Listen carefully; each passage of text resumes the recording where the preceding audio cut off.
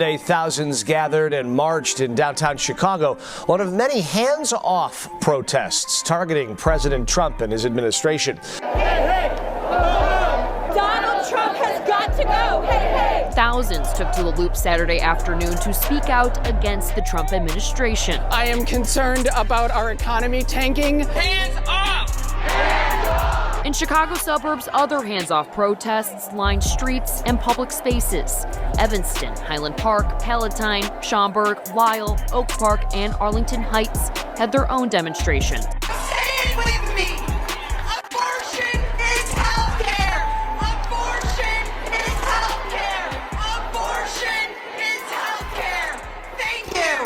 So as you can see, protesters held a rally in the middle of downtown Chicago, right outside of the Daley Center. And what put me on to this actually was I have firsthand experience with it. The other day, I was driving downtown and I got caught up in one of the rallies because they were blocking off the streets downtown. And this is what prompted me to really look into it, to go home and check it out, to see what the hell all the fuss was about.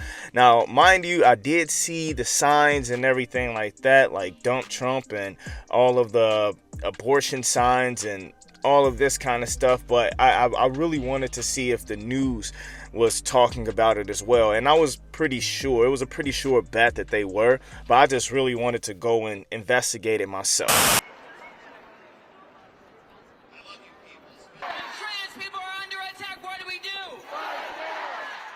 King said that the moral arc of the universe is long and that it bends towards justice. Is anybody here to bend the arc today? Let's be clear about what's at stake. The MAGA right and the Republican-led Congress and the Trump administration have targeted transgender and non-binary people. And I'm here to tell you, let's say today, hands off. Hands off. This administration is using trans people as a cudgel. And let me tell you, it is pathetic. But I'm here to tell you the time is now. It's time for us to do something. Are you ready to do something?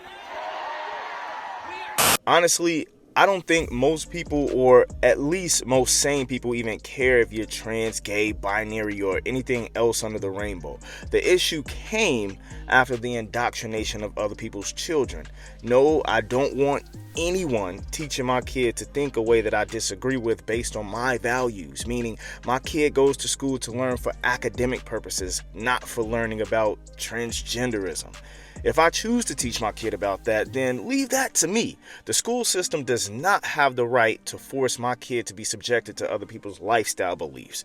So trying to allow, young boys or men to use the bathroom with young girls and women, that's just complete insanity to me. I don't know, maybe I'm crazy, but that's just, I see a whole lot wrong with that picture, and I could see a whole lot going wrong within that picture. Now, if there was a trans bathroom for all trans adults, then fine, do your thing. The same goes for trans sports. Why not just create a trans league where all trans people could compete with one another? And I only say this because we've seen the disparity in the sad instances of trans women competing in women's sports. It's not about trying to alienate or discriminate against anyone. It's about being fair and sensical, really. I mean, that's just...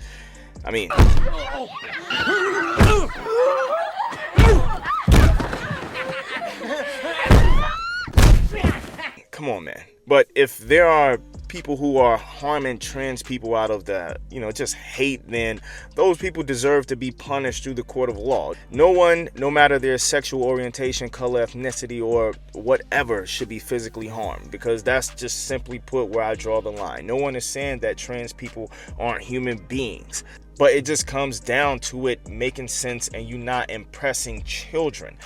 All of these parents and everyone that's against your lifestyle, this is where you're throwing people off. But otherwise, most people couldn't care less about the trans community, gay, whatever. The Illinois Coalition for Immigrant and Refugee Rights have been rising up and fighting back against the Trump administration. We knew Chicago has been a target of ICE, but I know for a fact we're very well educated about our rights here in Illinois. The threat that immigrants of all statuses face for seeking safety, for seeking opportunity for a better life, or for speaking up in support of Palestine, this isn't all because of the return of Trump. But the Trump administration's aggressive tactics have turned up the volume on long-standing anti-immigrant sentiments. We know that it's not the government or the president that protects our people. We are the ones that keep each other safe. Let's get into this, because honestly, why some people can't understand how illegal immigration hurts everyone involved is pretty much a mystery to me. Or actually not really, because I believe some people simply haven't thought about how it hurts us all. But for one, it hurts Americans in this case because we are the ones who have to pay for the general welfare of these people, meaning the illegal immigrants, which adds to the already ridiculous tax costs for subsidies and government vouchers that American-born citizens receive. But when in relation to the illegal immigrants, we pay for housing them, feeding them, educating their children, etc.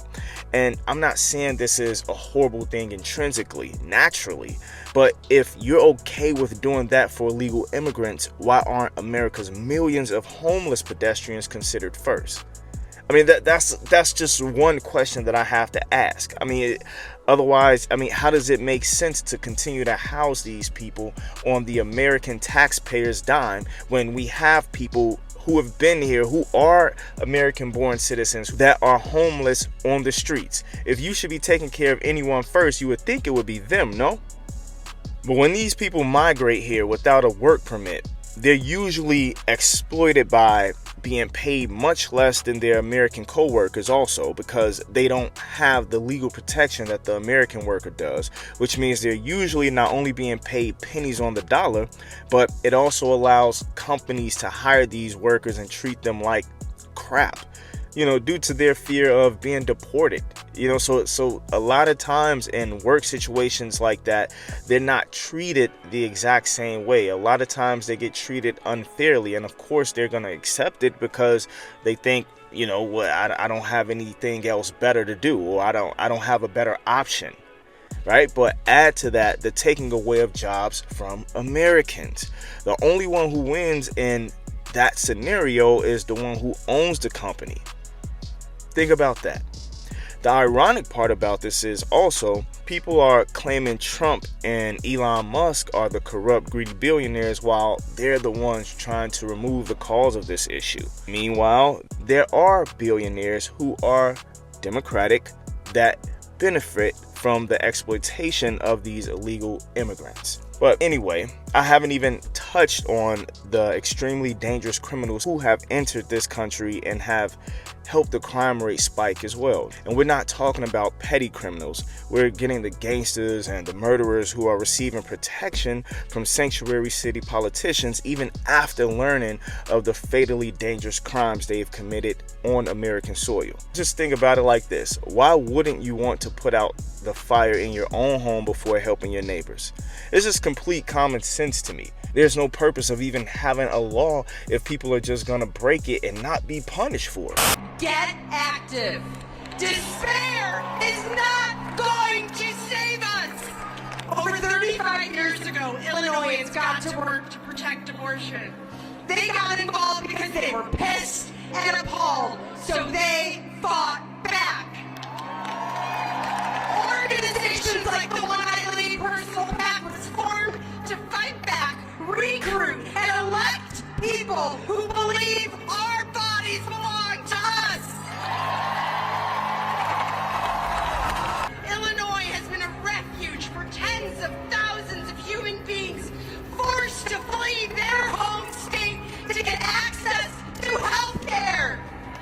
This was happening even before Donald Trump's hand-picked Supreme Court justices overturned Roe v. Wade. No one should have to travel out of their state to get access to health care. This is not normal. We cannot let anti-abortion extremism become the norm. Don't become numb. wake up and feel what is going on in this country. Finally, remember that abortion is not a dirty word. So say it with me. Abortion is healthcare. Abortion is healthcare. Abortion is healthcare.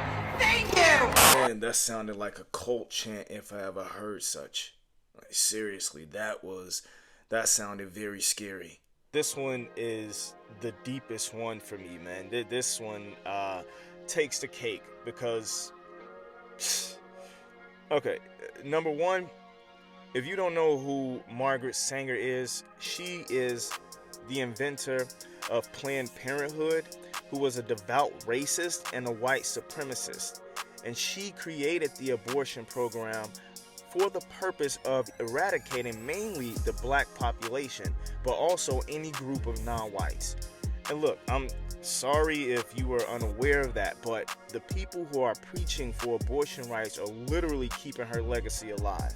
However, I don't agree with the idea that a mother whose life is threatened by giving birth, like if she gets caught up in a situation where if she gives birth, that her life will be in danger to the point where she could possibly die. I don't think that she should be forced to do so regardless. I don't think that she should be forced to have the child regardless, even if there is a high probability of her losing her life. I mean, listen, that's a truly sad and unthinkable situation, because I would assume in most cases, if the mother didn't have an abortion and she gets all the way to the point of, let's say, her third trimester, that she actually intends to have the child. But honestly, we're not talking about women who actually love the idea of being a mom but finds themselves in an unfortunate circumstance of having to choose between their baby's life and their own. Because listen, claiming abortion is healthcare within the context of how this woman is mentioning it is literally not only a stance for murder. And yes, I say murder because if a woman who's pregnant, let's say this, take a woman who's pregnant, let's say she loses her baby while in the womb because of someone physically injuring her with malicious intent, that person will be charged for murder. So within that context, what's the difference between a criminal and a surgeon? Please tell me. But not only that, it's also a blatant stance for irresponsibility. And this is on a social level. And I think about it like this. For women and men as a whole, it's sending the message that there's no reason to be careful about who you sleep with, because there's a legal way to absolve you of your carelessness. In my humble opinion, this is actually the cause, this kind of thinking, this is actually the cause of fatherlessness. This is the leading cause, at least. If people knew they could potentially create a child with the person they choose to sleep with without a get-out-of-jail-free card, then they probably hold sex in a higher regard. All I'm saying then, if that's the case, your body, your rights, and all that, think before you have sex, before you just have random sex and get pregnant. Because a lot of times, even when the woman keeps the child, a lot of the men, they just flee. They don't stay. Because you're choosing to just be reckless with your sexuality and you're having sex with little boys. I'm not even necessarily saying that you have to stay with this man. And I'm speaking to the men now. If you're going to pop a woman off, if you're going to impregnate a woman, then at least be there for your child. Be there for the kid. See them constantly. You need to see them regularly, at least every week. You don't have to be with the mom, but at least be there for the kid and teach them principles, teach them values. But alright, man, this video has gone on long enough. Go ahead and subscribe. Peace.